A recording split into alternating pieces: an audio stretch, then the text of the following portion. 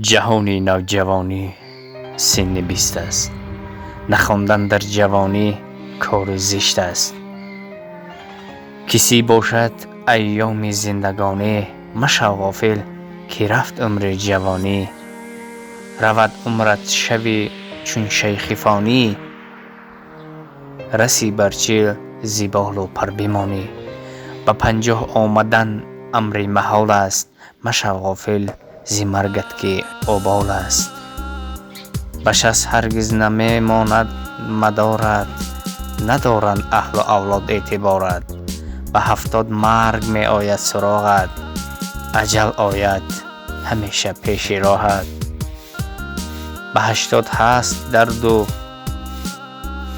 قامتت خم، 90 دارد هزاران ناله و غم.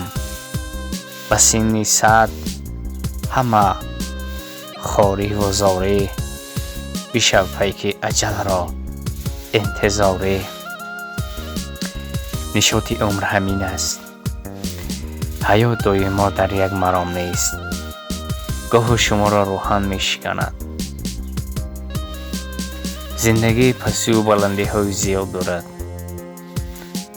ما را باید